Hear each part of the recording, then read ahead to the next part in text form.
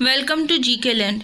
दोस्तों, हमारा आज का टॉपिक है यूनिट 10 से एनजीटी, नेशनल ग्रीन ट्रिब्यूनल, राष्ट्रीय हरित अधिकरण या फिर इसी को बोलते हैं न्यायाधिकरण।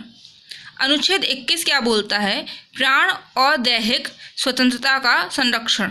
किसी भी व्यक्ति को विधि द्वारा स्थापित प्रक्रिया के अतिरिक्त उसके जीवन और व्यक्तिगत स्वतंत्रता के अधिकार से वंचित नहीं किया जा सकता है। अनुच्छेद 21 के तहत ही प्रत्येक सरकार का यह दायित्व बनता है कि वह अपने नागरिकों को स्वस्थ और स्वच्छ पर्यावरण उपलब्ध कराए। इसी के लिए भारत सरकार ने संसद से राष्ट्रीय हरित न्यायाधिकरण अधिनियम 2010 पारित कराया और एनजीटी की स्थापना हुई एक स्टैट्यूटरी बॉडी के रूप में, सांविधिक और स्वतंत्र निकाय के रूप में। कब हुई? तो स्थापना इसकी हुई 18 अक्टूबर 2010 को। और ये मैंने आपसे पूछा भी था, आपने आंसर भी किया था। और इसका हेडक्वार्टर कहाँ है? तो न्यू दिल्ली में है। इसका उद्देश्य क्या था इसको बनाने का? तो पर्यावरणीय मामलों का त्वरित निपटारा हो सके। और कितना त्वरित? तो 6 माह के अंदर अंदर निपटारा होना चाहिए। क्षेत्रीय मुख्यालय इसके रीजनल जो है हेडक्वार्टर वो है भोपाल में, पुणे में, कोलकाता में, चेन्नई में। एनजीटी से जुड़े हुए कुछ अनुच्छेद हैं, ये हम डिटेल में भी देखेंगे। तो आर्टिकल 48A पर्यावरण संरक्षण बोलता है। अनुच्छेद 21 जीवन का अधिकार। अनुच्छेद 323B जिसमें संसद को श्रम, पर्यावरण ऐसे मामलों के लिए ट्रिब्यूनल बनाने का अधिकार है। और अनुच्छेद 51A ये हमारा मौलिक कर्तव्य है और 7वां मौलिक कर्तव्य। टोटल 11 है हमारे पास कर्तव्य। तो उसमें से ये बोलता है कि पर्यावरण का रक्षा करना चाहिए और उसका बढ़ाना चाहिए, संवर्धन करना चाहिए। तो इम्पॉर्टेंट फैक्ट क्या बोलते हैं कि जून 1972 में क्या हुआ? स्टॉकहोम में संयुक्त राष्ट्र का मानव पर्यावरण सम्मेलन हुआ। ठीक है। 42वां संविधान संशोधन 1976 में नीति निर्देशक सिद्धांत जो कि प्रेरित हैं आयरलैंड के संविधान से, उसी में अनुच्छेद 48A आता है। और पर्यावरण का संरक्षण तथा संवर्धन और वन्य जीवों की रक्षा करना हमारा एक इसमें बताया गया है कि हमारी DPSP में आता है। और इसे जोड़कर पर्यावरण संरक्षण को बढ़ावा दिया गया। 1992 में पृथ्वी सम्मेलन का आयोजन संयुक्त राष्ट्र द्वारा रियो डी जेनेरियो में हुआ था। एनजीटी के अब तक के अध्यक्ष कौन कौन हैं? तो पहले अध्यक्ष जो थे वो है लोकेश्वर सिंह पंटा। इनका जन्म 23 अप्रैल 1944 को हुआ था, पेपर के एक दिन पहले। खैर, तो जिला इसका शिमला है इनका और तहसील है जुब्बल। 3 फरवरी 2006 सुप्रीम कोर्ट के न्यायाधीश बने थे। और जो सुप्रीम कोर्ट का न्यायाधीश होता है उसी को ये अधिकार होता है कि वो एनजीटी का अध्यक्ष बन सके। तो 18 अक्टूबर 2010 को ये एनजीटी के अध्यक्ष बन गए। हिमाचल प्रदेश के लोकायुक्त बनने के कारण इन्होंने 31 दिसंबर 2011 को एनजीटी के अध्यक्ष के पद से इन्होंने त्यागपत्र दे दिया था। ठीक है, 31 दिसंबर 2011 को। फिर हम देखते हैं कुछ पॉइंट, जैसे कि सेकंड वाले कौन थे? तो दूसरे अध्यक्ष थे न्यायमूर्ति स्वतंत्र कुमार। ये 18 दिसंबर 2009 को सुप्रीम कोर्ट के न्यायाधीश जज बने थे। और फिर ये एनजीटी के अध्यक्ष बने 2012 से 17 तक। और वर्तमान अगर बात करें करंट की, तो तीसरे हैं हमारे आदर्श कुमार गोयल। बहुत इंपॉर्टेंट है, करंट पूछ लेता है एनजीटी का अध्यक्ष कौन है तो हम बोलेंगे AK गोयल, ऐसा भी पूछ सकता है। तो आदर्श कुमार गोयल ही है। और ये कब से बने? तो 6 जुलाई 2018 से। और एनजीटी के अध्यक्ष बने हुए हैं 7/7/2014 को ये सुप्रीम कोर्ट के जज बने थे, तीसरे नंबर वाले। और ऑस्ट्रेलिया और न्यूजीलैंड के बाद अगर कोई पूछ ले कि भैया ऑस्ट्रेलिया और न्यूजीलैंड के बाद विशेष पर्यावरण न्यायाधिकरण स्थापित करने वाला दुनिया का तीसरा देश कौन सा है, तो हम बोलेंगे हमारा भारत। एनजीटी का गठन राष्ट्रीय हरित न्यायाधिकरण अधिनियम किस अधिनियम के तहत हुआ है? तो 2010 है ना। और कोई पूछ ले कौन सी धारा के तहत हुआ? तो धारा 3। ठीक है, एनजीटी का गठन का वर्णन किया गया। फिर इसके गठन कौन करता है? तो केंद्र सरकार करती है। एनजीटी की संरचना स्ट्रक्चर देख लेते हैं। तो एनजीटी के संरचना में धारा 4 में दिया गया है संरचना के बारे में। और एक अध्यक्ष होगा, मेंबर होंगे न्यूनतम कम से कम 10 हो सकते हैं और अधिकतम 20 हो सकते हैं। ठीक है, कई बार ये पूछ लेता है न्यूनतम कितने हो सकते हैं, अधिकतम कितने। तो एनजीटी के जो मेंबर हैं अभी वो 2 हिस्सों में बटे हुए हैं, न्यायिक और विशेषज्ञ। न्यायिक को अपन बोलेंगे जुडिशियल मेंबर और विशेषज्ञ को बोलेंगे एक्सपर्ट मेंबर्स। तो न्यायिक कौन होंगे? जो सुप्रीम कोर्ट से है ना, सुप्रीम कोर्ट के या हाई कोर्ट के हों, ठीक है। और जो हमारे विशेषज्ञ होंगे वो कहाँ के हो सकते हैं, शैक्षणिक विभाग के, एजुकेशनल बोर्ड से हो सकते हैं, प्रशासनिक विभाग से, एडमिनिस्ट्रेटिव बोर्ड से हो सकते हैं ना। तो हाल फिलहाल में जो करंट में है हमारे पास वो है 9, ठीक है। एक अध्यक्ष को मिला दे तो टोटल 10 मेंबर हो जाते हैं, तो ऐसे न्यूनतम 10 हैं हमारे पास। तो 5 हैं हमारे जुडिशियल वाले और 4 हैं हमारे विशेषज्ञ एक्सपर्ट वाले।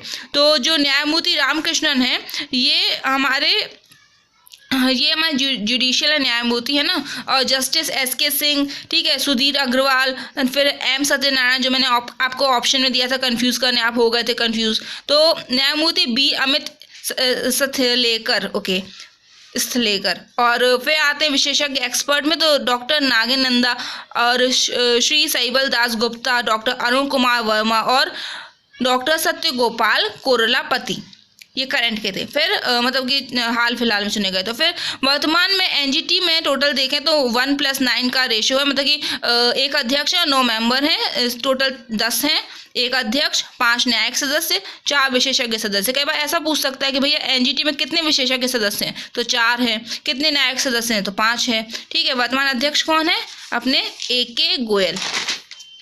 योग्यता किस धारा में दी गई है, तो धारा 5 में दी गई है। क्या योग्यता, तो एनजीटी के अध्यक्ष हेतु सुप्रीम कोर्ट का जज होना चाहिए, वर्तमान या फिर सेवानिवृत्त, या किसी हाई कोर्ट का मुख्य न्यायाधीश। अगर अध्यक्ष बनना है तो भैया आपको सुप्रीम कोर्ट का जज होना चाहिए, भले आप वर्तमान में हो चाहे आप रिटायर्ड हों, और या फिर आपको हाई कोर्ट का चीफ जस्टिस होना चाहिए, तब आप बनोगे अध्यक्ष एनजीटी के। एनजीटी का अगर मेंबर बनना है तो सुप्रीम कोर्ट या हाई कोर्ट के वर्तमान या सेवानिवृत्त कोई भी एक नॉर्मल जज होगा, बस वो बन सकता है मेंबर। फिर एनजीटी का जो अध्यक्ष और विशेषज्ञ मेंबर हैं वो विशेषज्ञ होने चाहिए, सिंपल सी बात है ना, जैसे कि पर्यावरण विशेषज्ञ हो, ठीक है, और या तो उनको 15 वर्षों का अनुभव हो उस फील्ड का, या फिर उस फील्ड में अगर अनुभव नहीं है 15 वर्ष का तो सरकार में उन्होंने 5 साल तक पर्यावरण के लिए फील्ड में काम किया हो सरकार के अंतर्गत।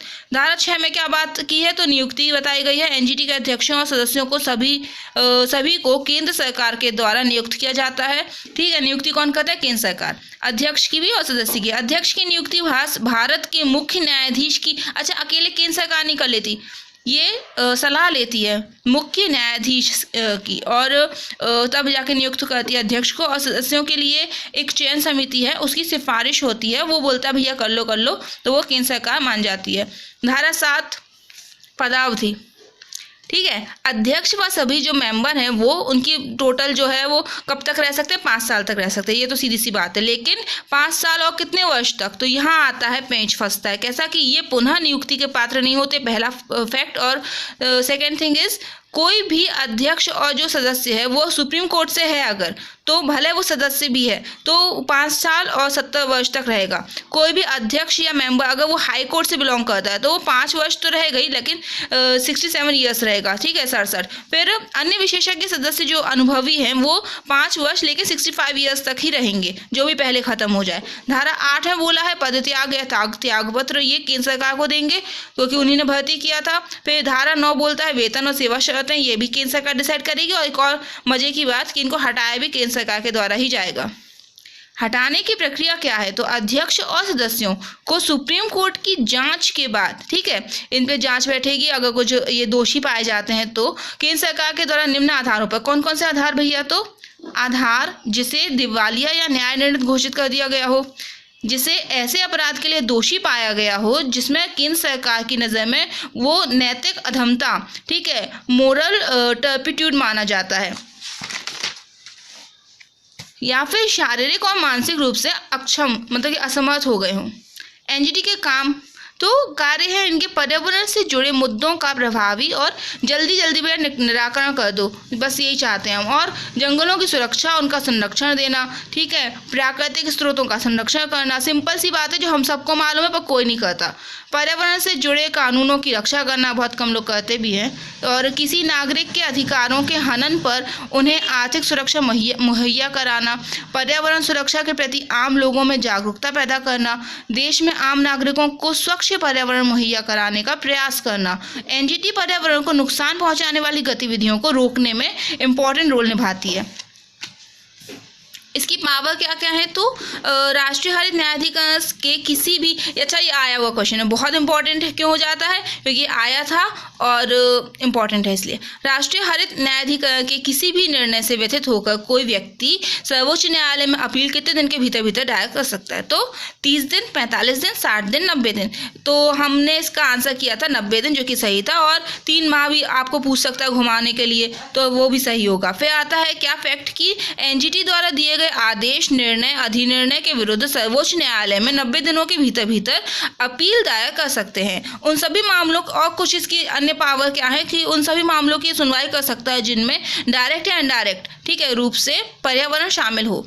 और यह एक वैधानिक निकाय होने के कारण एनजीटी के पास अपीलीय क्षेत्राधिकार है, जिसके तहत वो सुनवाई करता है। और ये मजे की बात क्या है कि नागरिक प्रक्रिया संहिता 1908 में जो उल्लेखित न्यायिक प्रक्रिया है ना, ये उसका पालन करने को बाध्य नहीं है। इसलिए यह एनजीटी जो है वो प्राकृतिक न्याय के सिद्धांत पर ही काम करता आया है और करता रहेगा। पर्यावरण प्रदूषण या किसी अन्य पर्यावरणीय क्षति के पीड़ित जो हैं उनको क्षतिपूर्ति या मुआवजा प्रदान करता है, ठीक है, और आर्थिक सहायता। और एनजीटी अधिनियम में नियमों का पालन न करने पर दंड का प्रावधान भी है। दंड कितना हो सकता है, तो उनको कारावास मतलब जेल होती है। तो कितने साल की अधिकतम हो सकती है, देखो न्यूनतम तो जितना ये चाहें, लेकिन अधिकतम 3 वर्ष, उससे ज़्यादा नहीं कर सकते। फिर निश्चित आर्थिक दंड भी मिलता है, न्यूनतम जितना ये चाहें, और 10 करोड़ अधिकतम, इससे ज़्यादा नहीं लगा सकते पैसे का दंड, ठीक है, जुर्माना। फिर निम्न कानूनों पर यह सुनवाई कर सकता है। ये इसके अंदर कानून आते हैं कि अगर 4 ऑप्शन में यही दे दे और कोई एक ना दे या फिर कोई एक घुमा दे, तो आपको बनना चाहिए। जल प्रदूषण निवारण और नियंत्रण अधिनियम 1974, ये भी एनजीटी के अंदर आएगा, मतलब कि सुनवाई कर सकता है एनजीटी इसमें, इसके तहत। और जल प्रदूषण निवारण और नियंत्रण उपकर अधिनियम 1974। फिर आता है वन संरक्षण अधिनियम 1980, वायु प्रदूषण निवारण और नियंत्रण अधिनियम 1981, पर्यावरण संरक्षण अधिनियम 1986, जिसपे मेरा एक वीडियो बना हुआ है, आप देख सकते हो, बहुत पुराना है बट देख सकते हो, फैक्ट असली है उसमें। फिर जैव विविधता अधिनियम 2002, इतने कुल आते हैं अधिनियम एक्ट देखें तो। फिर इसके बाद कुछ इंपॉर्टेंट डिसीजन जो एनजीटी ने लिए हैं अभी तक। क्या है पीएससी की आदत कि भैया वो 2 साल पुराना करंट पूछता है, वो तो ठीक है, वो 4 साल पुराना करंट भी पूछेगा, क्योंकि अब वो फैक्ट बन चुका है, ठीक है। 2012 में क्या हुआ था कि पॉक्सो और उड़ीसा सरकार के मध्य कुछ समझौते हुए, तो उनको निरस्त किया गया था।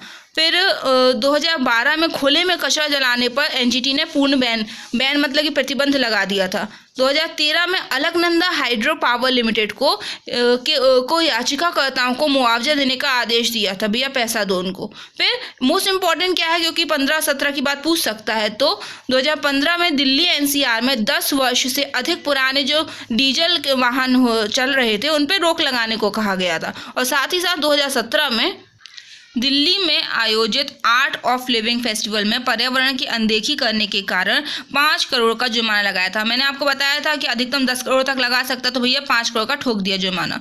फिर क्वेश्चन आंसर कुछ देख लेते हैं। कुछ वन लाइनर फैक्ट है, जैसे कि एनजीटी का पूरा नाम क्या है, तो नेशनल ग्रीन ट्रिब्यूनल है, राष्ट्रीय हरित न्यायाधिकरण या फिर अधिकरण। और एनजीटी की स्थापना भारत के किस अनुच्छेद के तहत की गई है, तो अनुच्छेद 21 के तहत की गई है। इसमें बोला गया है कि भैया नागरिकों को स्वस्थ और स्वच्छ पर्यावरण उपलब्ध कराया जाए। एनजीटी के प्रथम अध्यक्ष कौन थे, जस्टिस लोकेश्वर सिंह पंटा जी थे, ये फर्स्ट चेयरमैन थे एनजीटी के। और फिर सेकंड कौन थे, तो जस्टिस स्वतंत्र कुमार। और थर्ड कौन है, करंट आदर्श कुमार गोयल।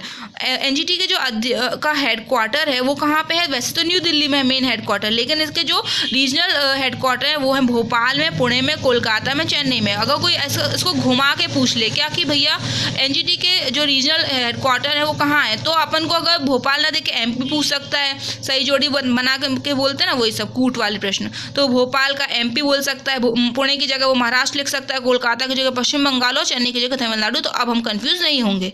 फिर आता है कि राष्ट्रीय हरित अधिकरण या न्यायाधिकरण का गठन किस अधिनियम, किस एक्ट के तहत हुआ है, तो यह आता है एनजीटी का एक्ट 2010, मतलब कि राष्ट्रीय हरित न्यायाधिकरण अधिनियम 2010 के तहत। इसकी के तहत 18 अक्टूबर 2010 को केंद्र सरकार के द्वारा इसी की अधिनियम की धारा 3 के द्वारा ये गठित हुआ था एनजीटी। और एनजीटी के अध्यक्ष और सदस्यों की नियुक्ति अभी हमने पढ़ा ही था, तो 5 वर्ष तो कॉमन रहेगा, लेकिन सुप्रीम कोर्ट के लिए यही हो जाएगा 5 वर्ष 70 वर्ष की इसकी पदावधि होगी, और हाई कोर्ट के मेंबर्स के लिए हो जाएगा 5 वर्ष और 67 ईयर्स, और विशेषज्ञ के लिए हो जाएगा 5 वर्ष और 65 ईयर्स, है ना।